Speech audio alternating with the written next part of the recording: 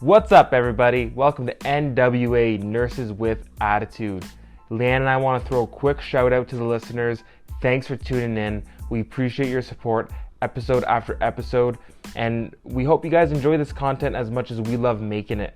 If you guys want, go check us out on our social, Nurses with Attitude on Instagram. That's where you'll find all the updates you need, and also shoot us a message if you want. Enjoy the episode, guys. Hello. Yo, yo, yo. We're back.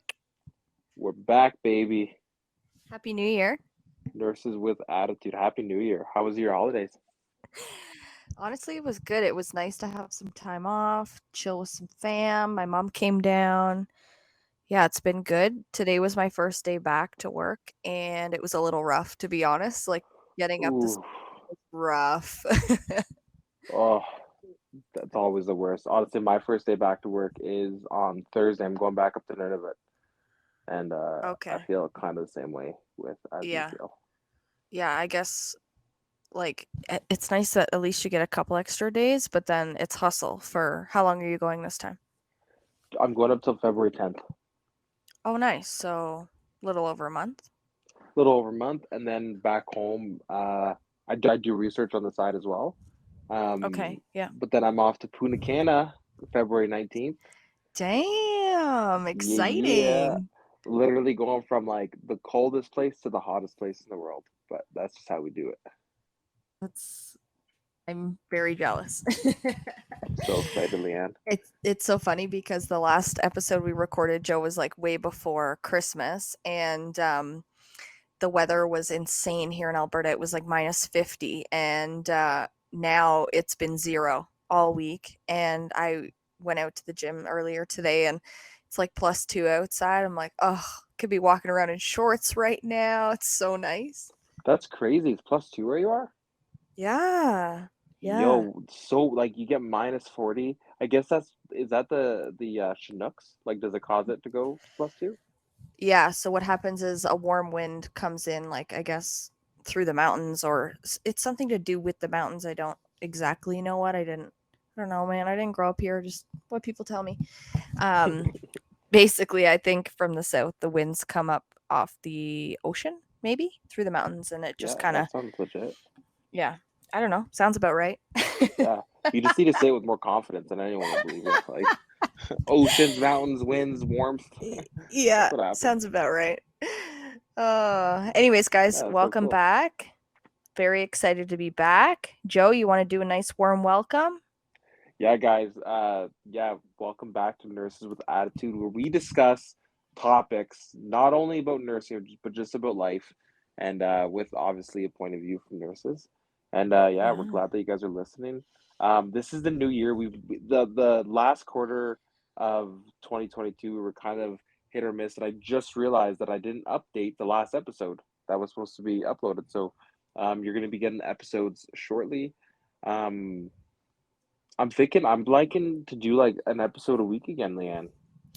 Yeah, Get I back in think the we flow of things. yeah, for sure. I think we took a bit of a hiatus, and then with the holidays and Thanksgiving even, and it's just a lot going on, but yeah, Yeah. I'm ready to get back into it. I didn't even realize that we had an episode like floating around, not even posted, but I hope you guys are Literally today when I yeah. when I opened the app, I was like, "Oh shit." I was like, "I never posted that episode."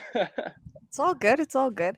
Hey, everyone Um, understands. It's holidays, it gets busy, and yeah. um a big thing I'd like, Leanne, and I think our listeners, is I'm ready to like tackle some like controversial topics and like ethical topics, and because we have those Ooh. perspectives, like we've lived it, we've worked it, and I think it'd be really cool and open a lot of conversation for some uh some tea, if you say it that way. Yeah, I'm into it. Today, guys, we're talking about medical assistance in dying, which is also can be considered a controversial topic. But as always, guys, don't forget to follow our podcast on Spotify and share with your friends. I do notice that on Instagram, Joe, we do have more followers every day.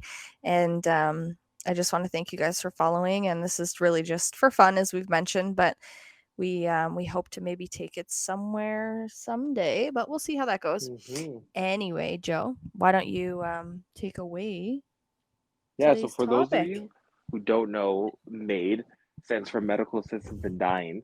But I think, did they switch it, Leanne? I have a feeling they switched the term to medical assistance, um, medical, because I think at first it was medical assisted suicide. And then, because obviously, like, that's a very controversial name, I think Yeah. they switched it to medical assistance in dying. But now I think they changed it again. I'm looking at I have the government website open. I wanted to kind of have like a firm resource to, grab from in this episode. Of course. And obviously in addition to my personal experience, but the Government of Canada website says medical assistance in dying is still the proper term. And Okay. for anyone who didn't know, this actually came into effect March of 2021. So we're almost looking at, I guess, 2 years almost of MAID. And Hmm. yeah, I'm sure you've come across this in your nursing practice, Joe. Yeah, essentially, guys, for those of you who don't know, and Leanne, you have the resource open, which is amazing. Um, but there's this program in Canada, and what it offers is medical assistance in dying, and it sounds exactly how it is. If you have a terminal illness, so that's an illness that you speak to your doctors and healthcare professionals, and we kind of conclude that this is going to end in death, and also they take in consideration how your trajectory and journey is going to look in the time that you have alive. So Hmm. I when it first came out, it was specifically for people who had cancer. If you have end stage cancer, Hmm. um it's really hard to palliate someone who has cancer. um and it really depends. Obviously, there's palliative care experts, and we might be nurses, but we're not giving anyone medical advice. I'm just going to say that real quick. Like, obviously, go talk to your doctors, and Yeah. just don't listen to this podcast. But it's hard to palliate people who have cancer. So that was kind of the one of the main diseases that they created this program for. And what it provides is, um, I don't know how to say this. It provides death for those who know that they're going to be dying in kind of like a painless route, and for them and Hmm. for their family too. Um, Yeah. yeah, do you have anything else to add to that, Leanne? Like just a brief overview of like what MAID is? Yeah. One thing I do want to mention is that one of the eligibility criteria for MAID is that the candidate has to provide informed consent. And so obviously we can talk about this later in the episode, but myself as a nurse that comes from a long-term care background, we obviously see a lot of patients with dementia. And Hmm. so as nurses, we know that, a client who has dementia or a resident that has dementia cannot provide informed consent. So in the event that, let's say mom or dad had dementia, the daughter cannot provide consent for MAID. The consent needs to come directly from the individual, and they need to be of a straight state of mind, if you will, to be able to provide that consent. But also, Joe, I think that MAID also provides, just to add to what you were saying, I think it provides, you know, control to those who feel that maybe they, like you say, cancer patients will use as an example, who have undergone treatment after radiation, and there's no relief in sight, and there's stage 4 and whatever the case is. It provides clients with, sorry, I say clients because I come from community, but it provides clients with the opportunity to still take control of their health Hmm. care decisions. Yeah, that is so powerful, and that's a Yeah. huge thing that we've seen across the spectrum. Anyone who's eligible for MAID can get MAID. So it's not just in long term care or just in acute settings, Mhm. um, but it provides people with the choice to say, I'm not going to let this disease take me out. I'm not going to let it. I'm going to choose, how I want to go. And I've Yeah. seen cases of people who, someone has had like cancer. Um, this person was on high doses of pain medication, which was affecting their daily life because, a lot of pain medication makes you drowsy, makes you more susceptible to falling. Mhm. And this person decided, I'm going to have this weekend with my family. I'm going to spend it with them. And then on Monday, this person had decided to go. And it did provide a lot of, like Leanne saying, a lot of power. She took her dignity back just Right. by saying, no, I'm choosing it. I'm not going to let this disease take everything away from me. And for her, what that meant was spending one last weekend with her family. Right. And Joe, I think this is like such a hard topic for some people to, you know, understand. And not only, as nurses, we work with people who may choose to do MAID, and, nursing as a whole is very ethically challenging from time to time. We come across interventions that we may not agree with ethically, but, Mm-hmm. at the end of the day, we're there to support our patients. And, um, one thing I wanted to mention too is that with MAID, y- you're in, there's sort of a process. So, to break it down a little bit further, a physician would be in contact with a client for, or a patient, sorry, I should say, for, a certain amount of time, and they would have ongoing conversations. And a lot of the time, there may be therapists involved, and, once consent is given to provide MAID, if, the patient decides that that's what they'd like to do, the doctor, they don't just like sign a paper and Mm-hmm. give them the med.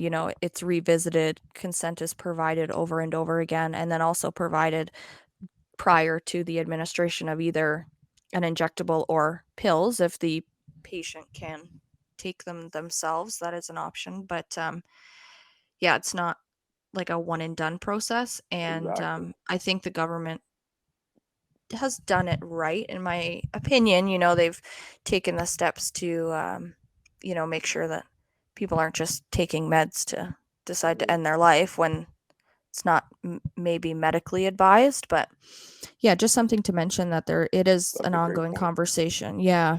That's such a good point because I think a lot of um, what I've heard, when you talk to people about it, is it kind of comes off as like willy nilly decide to get made one day. And you get like there's a Right. huge process, and you have medical. There's actually like made teams, guys. So they come, they do their assessment, they speak with the person, they speak with the family, um, and they really do a great job at collaborating. And like Hmm. Leanne said, it's an ongoing process. I think it takes like, don't quote me, but I'm pretty sure like 3 to 6 months. Like there's a very ongoing process, and it obviously like depends. It's not like I say 3 to 6 months, but I'm sure there's like leeway there if it had to be. But Yeah. all in all, like I agree with Leanne. I think that they did do it in a very um I don't want to say conservative because I'm not alluding to like politics, but I just mean like in a conservative matter. You know what I mean? Like they took Yeah. everyone into like consideration.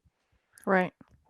There are some ethical things that I love that you brought up, Leanne, because we hear it all the time is dementia. So dementia is a life-limiting illness, Hmm. but it doesn't qualify for MAID because once you have the diagnosis of dementia, um, you are not able to give informed consent. And it's kind of Right. like a catch 22 because even if Right. you do it beforehand, so on one hand, me and Leanne are saying MAID is a great process because there's ongoing conversation, like they follow up constantly to keep that informed consent going every single visit. What happens if the mental status of the person changes?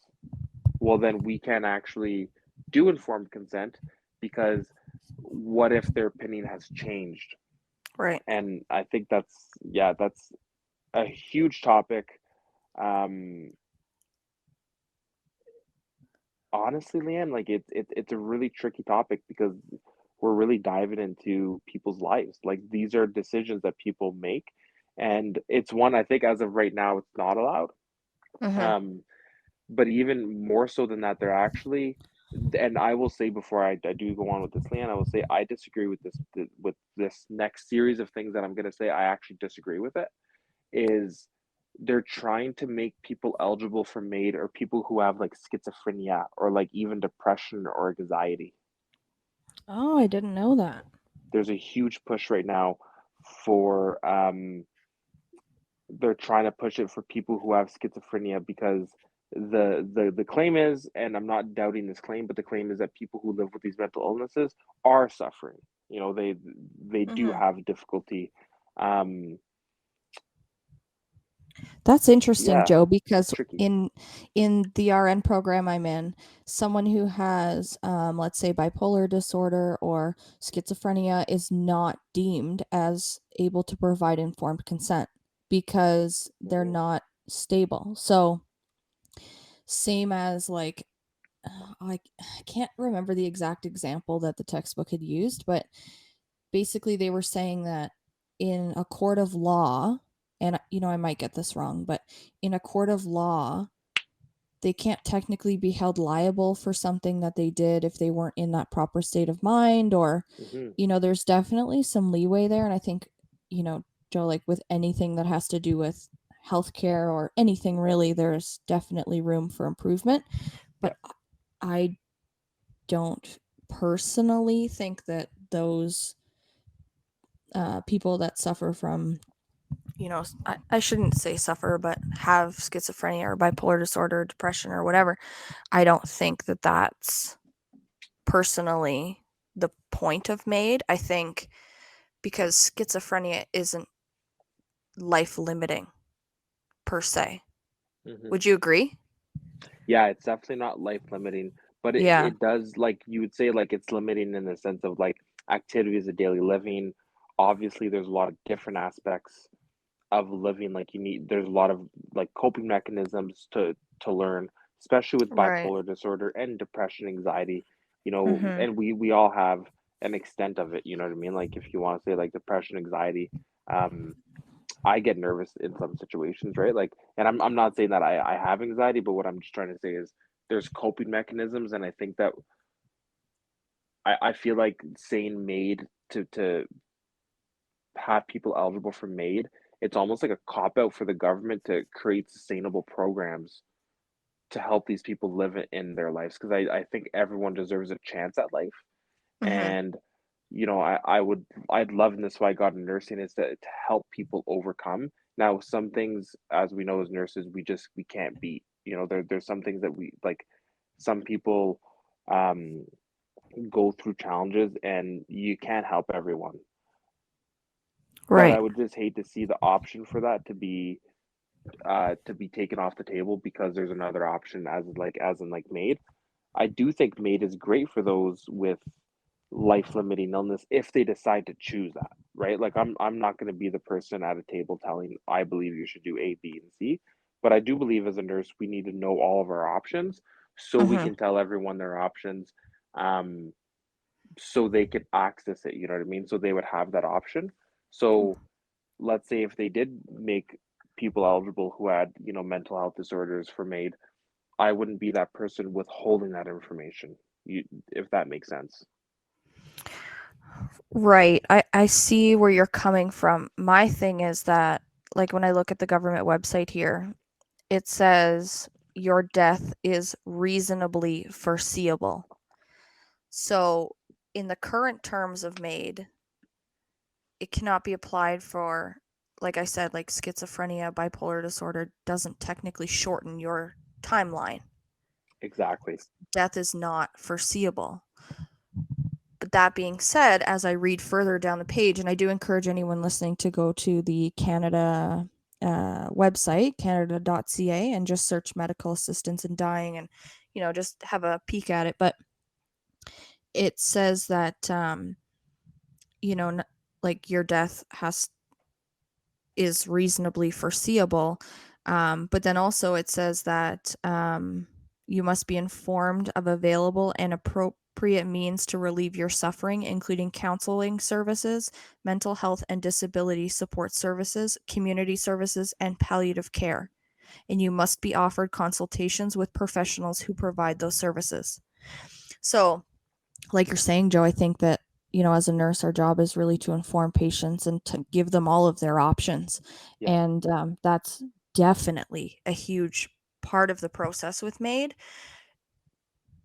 But I don't agree that it should be applied personally. I don't personally agree that it should be applied for people with mental Yeah. health disorders. I I struggle in the informed consent side of things, and Mhm.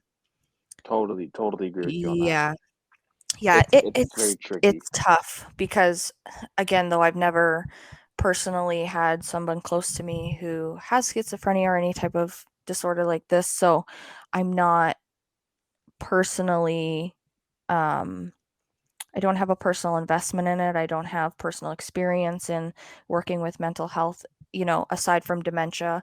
Um, but yeah, that's just my personal view. What about you, Joe? I totally agree, and that was like the first thing I said. I think it's actually this is what I think Jelena had brought up because Jelena, as you guys know, she's doing her PhD, and she had saw an article in one of her textbooks. They were saying like medical assistants in these, and that was the very first thing I said too. Is you need that informed consent and you just don't have it there. Yeah. And I have a feeling because my brother has schizophrenia and um I've worked with a few people who've had schizophrenia too in Uh-huh. acute care settings. I really don't think it's what a lot of people think it is. Yeah. I feel like a lot of people who talk on it and like they think schizophrenia um is all this all that, it's a very huge diagnosis, schizophrenia, and per Yeah. person it changes. Like there's a lot of different varying kind of sides of it. Yeah, of course. I don't think it's fair to say to someone who has schizophrenia that they're suffering because I know a lot of people who have schizophrenia are happy, and I think that's a huge bias. And I think Right. that it's unfair to that person just to say like, oh, this person has like even like bipolar disorder or like anxiety or depression. I don't think it's helpful to put those diagnoses as like people are lower than us and like we need to help them. Like I don't know if that's coming off in the way like do you get what I'm saying? Yeah, I think it's You very know? subjective in any type of disorder, like, or disease or whatever. Some, Yeah, patient A might have liver cancer and be fine living their life, and patient B may also have liver cancer and, be bedridden. They've done all the treatments, and every person is different. You know what I mean? Like, it's yeah. very subjective, just like pain. Pain isn't the same for everybody. It is what the patient says it is. And so I Exactly. I think, think that's exactly yeah, what I'm trying to say is like we right, can't look at a diagnosis and be like, because you have that particular diagnosis, you should do MAID because that's not our right. job as nurses. No, of course not. It is our job, though, to provide all options. But Exactly. that being said, Joe, I think when the conversation of MAID comes about, typically, like in my own personal experience, I've had, a resident in long term care ask about it. And then my job is to sort of refer to the doctor, and then the doctor takes over, or the nurse practitioner. Now, I know that in some provinces, a nurse practitioner cannot provide MAID, but in Ontario, they can. And yeah, we're kind of like, it's like a telephone game in nursing. You just pass on the message, and then the physician kind of takes it from there, because we're not really knowledgeable in terms of, you know, we have an idea of how the process works, but, for the nitty gritty details that obviously this patient needs, Hmm. I can't provide that, but I can provide you with, the connection in terms of like who to communicate with. You know what I Yeah. mean? And especially in long-term care nursing, the nurses are like the middleman for everything. Like I know the hours of Yeah. all the shops near my long-term care home. Like I know what days they're closed. I know like where the mailbox is. I know the Right. hours of the doctor's office, the pharmacy. You kind of have to know all these things, but you're not an expert. You're like a jack of all trades. Right. You know everything, but you're Yeah. not an expert. And that's like they have teams like MAID teams where nurses will come in who are specifically trained and made to do all that like nitty gritty stuff you're talking about. Yeah. Yeah. Joe, do you want to talk about maybe your experience you've had with MAID? Have you ever cared for someone who did MAID, or um I don't know, is there any personal experiences you want to share? Yeah, I honestly I only have one experience with a client of mine who decided to do MAID and they actually decided to opt out of it. Oh, So really? yeah, the whole team came and we were all there and then they said, you know what, like it became real Yeah. and they decided not to and like they were that was 100% okay. There was nothing wrong with that whatsoever. Right. Um, this particular case, I won't give too much detail, but it Mhm. wasn't a kind of like uniform. There was a lot of assessment because there was a lot of like different levels of consideration. Okay. Uh, so it was a very long process. It took about a year, and then Mhm. they decided yes, and then yeah. But my role in that situation was to provide. This was actually through home care, so I provided assistance with helping this person. I provided a lot of mental health support. Honestly, just Mhm. sitting there and like listening and talking and a lot of validating.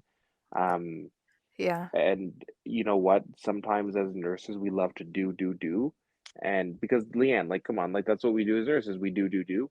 But Mhm. I think with this person, I learned that what I had to do is show this person that they're loved and that like, I'm here. Like I sat there and I listened and I was there through the thick, through the thin.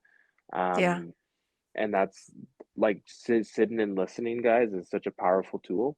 And it that really taught me something. So when the time came that they had to do MAID, this person decided um, that they didn't want to do it. So, and then there's Yeah. been other cases as well that I don't think I was with this one person. I was like the main caregiver. I've Okay. been involved in like teams, but not directly like with MAID. Like I've known some people who've gotten it and I've cared for them, but I wasn't directly involved with the actual Yeah. procedure and stuff. Yeah, I think well, first of all, really important that you say that, our role isn't just providing resources, but to listen, And I think a lot of it's tough, Joe, because like we've mentioned, we have these crazy schedules, these crazy routines.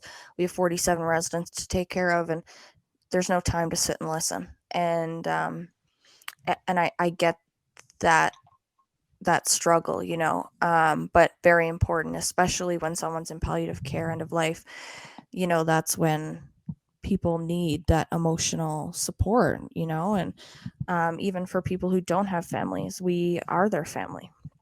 Um, I wanted to mention, Joe, that um, I don't think that nurses would be a part of the actual process. I think that from my experience, when I did training at a long term care home, the one of the training days that I had, we had a resident that was, receiving MAID that day. And I don't know much about what happened months leading up to that. I don't know anything about diagnosis. I don't know. All I remember is, unfortunately, the guy in room whatever um, was getting MAID that day. And during my training, obviously, they didn't focus too much on that because that wasn't really why I was there. But the nurses weren't involved directly. So the nurses were Hmm. there as support and listening, like, I say, in like activities of daily life up to that moment. But in the actual um, process of providing MAID, the physician actually had the medication and gave the medication to the patient, To the and patient, then yeah. he took it. So, which is kind of weird to me because I've never seen a doctor actually give someone medication. I know that's like Right. It's true though. I think medical assistance in dying is pretty much, I think, like the only medication that it can only be administered by a doctor. It can't be yes. or like a nurse practitioner, I believe you Yeah. said in Ontario. Yeah. But nurses can't physically administer, but we can be there to support in other ways, but I don't think that we'd ever be involved in the process. I think that, like you say, it takes weeks, months to go through this process. And by that time, I think that the patients have such a strong relationship with their doctor or, therapist or counselor, whatever the case is, that there's a trust and as nurses, we often strive for that kind of trust with our patients. And I think that the process is prolonged so that that trust can be built, and that Yes. at the end of it, when the process is happening, the patient feels most comfortable and trusts their physician. You know what I mean? Exactly. Yeah. And I think that's a huge aspect of it. Whereas a lot of people, like a lot of concerns come from like sometimes we want to die, and sometimes we'll call someone up, hey doctor, I want to die. And it's not the process where it's like, I feel like dying, so I call the doctor up and he comes over and stabs me with a needle or gives me medication. Yeah. There's this long ongoing discussion and Mhm. topic about it. Um and I think what's amazing about it is that there's genuine people who actually care. And not only the MAID team, but long-term care and us as nurses, we we can give that love and that care for people, that I think Mhm. sometimes, like, that's what people need, is love and care, Yeah. and Yeah. regardless of the discussion of MAID or not, that's something that we can always provide as nurses. And it goes a lot further than meets the eye, I think. And then now with this whole MAID discussion, um, to receive that with love and care is what I think is just, it's awesome, right? Like, it's a good process, I think. And I don't say this often. I think Canada did something right. I think they're doing something right here. So Yeah. I'm just looking at the website, Joe, and it says your eligibility assessment must take a minimum of 90 days. yeah, So, okay. 3 months at very minimum to go through this process, and that's just to ensure that you're eligible. Um, just something to mention, like Joe said, it's not like a one and done. You just decide that, you know, you would rather choose your death today, or it doesn't really work that way. It's a process.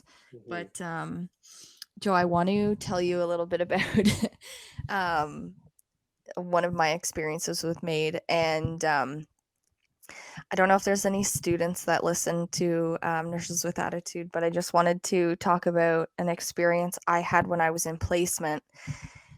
And when I started placement, this would have been third semester, and it was at the hospital in Ottawa. And I was put on I forget the term of what they call the unit, but it's a geriatric unit, locked unit. They had a lot of patients with behaviors, a lot of dementia. Um, we had a couple patients that had seizures, that kind of thing.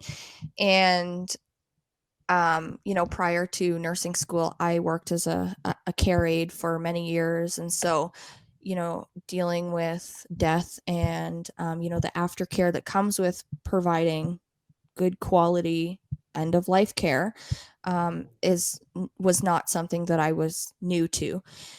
And so,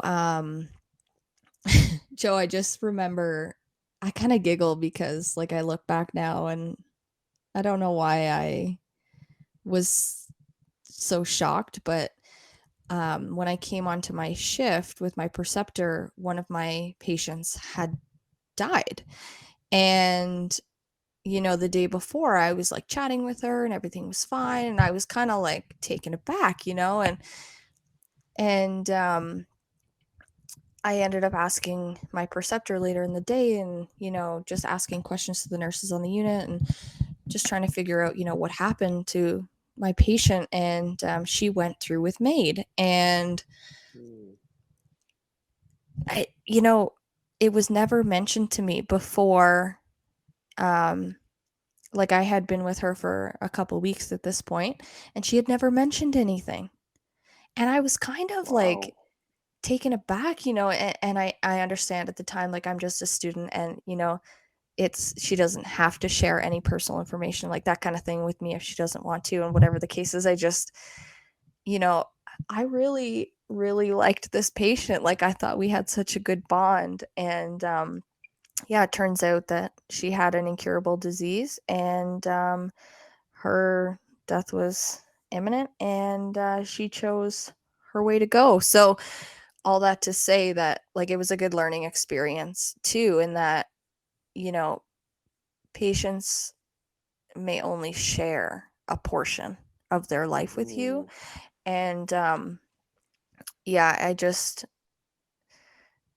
don't know, it was such a good experience. And it opened doors to conversation with my preceptor and nurses. And I'm a student, and I had just kind of heard about MAID at this point, and it was a new thing in Ontario. And I kind of it gave me the opportunity to self-reflect, and Yeah. my own feelings. And yeah, and then at the beginning of my shift with her, I was able to remove her catheter and her sub-Q lines, and give after death care. And we packed her up and brought her down to the morgue, and that was a great learning experience too. And Yeah. I kind of say this with like a light heart, but if you've ever worked in long-term care and you work with seniors, it's kind of, I don't want to say you get used to dealing with death, but you Yeah. become very sensitive to other people. And I remember, Joe, that there were other students on our floor, and so when we were doing the post-death care, the other students were like shaken up, and they were all Yeah. freaked out, and rightfully so. A Oh, lot of it's the other students hadn't done care before, or cared, yeah. or was a care aide or whatever, and yeah, it was just such a good learning experience, and I'm so grateful that I got that placement, and I got to learn about MAID, and I got to talk to the doctors about it, and it was just like such good timing. Hmm. Yeah. Oh, I think that's a great story, Leanne. It does highlight that your I was gonna say your people, but your patients and those that are caring for you, they don't have to, disclose everything with you. Yeah. And that's why it's important when we discuss MAID not to put our opinions or like, or even like past experiences when it's just, you have to give the information in a very non-biased way, Right. right? Yeah. Um, and also like to your post-mortem care, like that is something that, yeah, like when you do it the first time, it's very um I don't want to say uneasy, but it's very like it's different. And I personally, I've never gotten, I'm comfortable with it now, but I think Mhm. that it is like an abstract concept because you're caring for someone Yeah. who has passed. And I remember one night, so in a long-term care home, I'm 6'3". I like to think of myself quite strong, and apparently the other nurses did too. So I was the one always doing the post-mortem care because it is kind of, when you're moving a body that someone who has died, it it it's completely Very dead weight, rigid. Yeah. very very rigid, Yeah. and you have to take the lines out, and you have Mhm. to, you clean everywhere, um, and you have to put the body in the body bag as well, and Mhm. it is, quite heavy sometimes. So I did a lot of that, and I remember one night it was like 11:30, or it was 11 o'clock, and someone had died, and Jelena had come to pick me up, and I said, "One sec, I have to finish something," and I don't think I said what it was. And it was, I came out at like 11:45 because you have to do all the care, then you have to put the Yeah. body in the bag, and it takes a while, and you also don't want to um disrespect, like you don't, like it's the same Right. thing as a living person, and that's what Yeah. I tell people all the time. You have to be respectful with this person's body because it's Mhm. still that person. And I will say that, and it might sound a weird thing to say, but I think it's very important to say is that we need to respect anyone we're caring for, regardless of heartbeat or not. Yeah. I agree. So anyways, I ended up walking out, and right before I walked out, the people from the funeral home took out the body, and then they threw it in the car. And I jumped in the car. I'm like, "Hey, babe, like, what's up? Like, how's it going?" And she was like, her face, she's like, "Did someone die?" I'm like, "Oh yeah, like I just put them in, like that was me." She's like, "You did that?" I'm like, she's like, "Are you okay?" I'm like, "Yeah, I'm great. I have tomorrow off." Like, you know? But Man, yeah, it becomes normalized. yeah, and I laugh obviously, and I think that any nurse that or carried or anybody that's listening to this that has experience dealing with postmortem care and end of life, that it does become normalized. And then I think nurses are like really good at leaving work at work in certain situations. And Mhm. yeah, it just becomes like an everyday thing, just like changing a catheter, or you know what I mean. Yeah, um so not true. to not to say that nurses don't need mental health support or anything like that, but we're doing fine. Yeah, and it's also, I think that could be misinterpreted, To like we say it's normalized, like, oh, it doesn't matter, and like it 100% still does matter. It's Yes, just absolutely. normalized, and like I feel like when we say that sometimes, like it almost sounds like, oh, like this is whatever, but like no, it's not whatever. We still care, and we still give 100% in that Of area. course. We're just a little more like callous to it. Um, Right. and yeah, Yeah. like it's man, it's it's wild. I never thought that I'd be having a discussion about this, to be honest, Leanne. And like like 5 years Yeah. ago, if you thought that I would, if I'm sure both of us, if you asked us, it wouldn't be as normalized. But it's a Yeah. job that has to get done, and that's what we Yeah, of signed up for. course. And I don't think a lot of people realize that, when you think of a nurse or a healthcare aide, you think of someone who, gives medications, takes mom or dad to activities, helps them take a shower, changes their brief. These are the things that come to mind, but I don't think a lot of people realize the postmortem care and the end of life care that we provide. And Joe, like we say, it's whatever and it's everyday life, but it is heavy at times. And Hmm. there was a point where I worked on one of the units and we had like 4 residents die within a week, and it was Wow. just crazy. And moments like that, it becomes heavy. And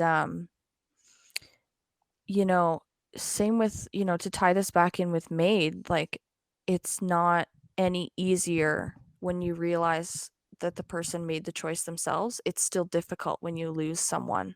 that you've cared for, And I guess I should say that, personally, I have peace of mind when a patient decides to do MAID, that they had that last opportunity for choice and they got to spend that time with family. And whatever they decided to do, maybe it was they wanted to go out and have a smoke, or maybe it's they just wanted to have a Subway sandwich. Hmm. Whatever they chose to do in their last moments, that was their choice, and they're happy with that. And so that gives me, as the nurse, like a peace of mind that at least they were happy, but it still doesn't make it Yeah. easier. Does that make sense? 100%. That like Yeah. totally makes sense. Just because, oh yeah, I don't think honestly, I'm not even gonna try because I don't think I could say it better than Y than what you said. Because it is an abstract concept. Like Yeah. it's heavy, and just because we also might not show up because like we said, it's normalized to us, doesn't mean like 4 people in one day. It takes a toll, and Yeah, it does. I think nurses honestly one probably some of the toughest people that I've ever met in my life. We have a job to do, and it's yeah, it's hard and it's tolling, but there's also someone else that needs to be taken care of, and there's someone else Right. that needs to, and like showing love and compassion, it's not just something you can go on one day and say it. Like it takes a lot of genuinity and a lot of heart and a lot of brain power. And what I think we spoke about this when we first started this podcast was burnout, and it leads to like it's hard. Like some days you come home and you need a good cry, you need a good, so like Yeah. a good cigarette, or a nice drink or like something, right? Like for me Yeah. it's Subway. I love Subway, especially when I'm stressed. Personally, I'm kind of lame, but